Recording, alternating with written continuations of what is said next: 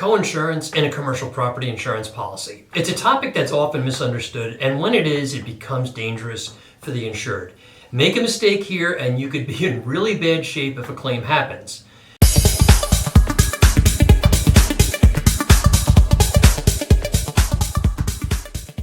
The first thing I want to talk about is that many business owners just don't really understand their commercial insurance.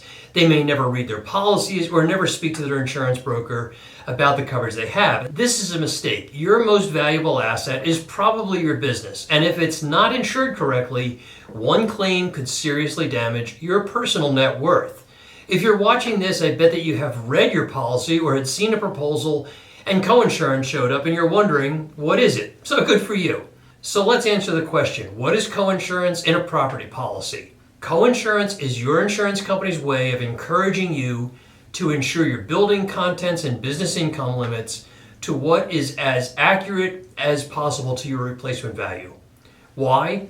Well, for a couple of reasons. The first is so that your claims are settled in an accurate manner. Underinsuring just makes a mess of any claim.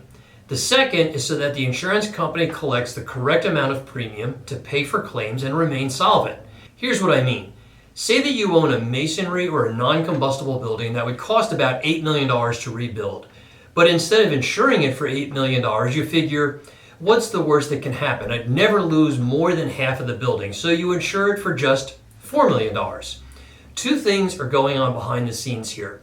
The first is that the insurance company is only collecting half the premium they should on that building.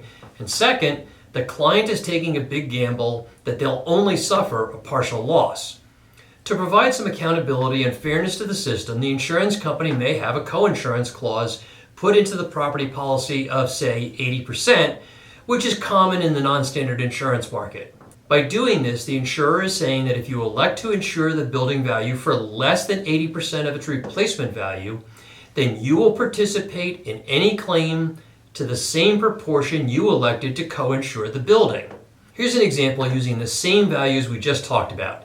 An $8 million building insured for $4 million on a property policy with 80% coinsurance. There's a fire in the building that causes $2 million worth of damage. Here's the formula used to calculate your reimbursement for the claim. Did over should times the amount of the claim. I know that sounds a little complicated, so let's do the math. The client did insure the building for $4 million. They should have insured the building for at least $6.4 million. Now you may be thinking, shouldn't that be $8 million? Well, ideally it should be $8 million, but for the purposes of coinsurance, the should is the value times the coinsurance percentage, which in this case is $8 million times 80% equals $6.4 million. The reimbursement for this claim looks like this. $4 million divided by $6.4 million is 62.5%. The amount of this loss was $2 million, which is multiplied by 62.5% and results in $1,250,000. This is the amount less the policy deductible, which the insurance company will pay the insured.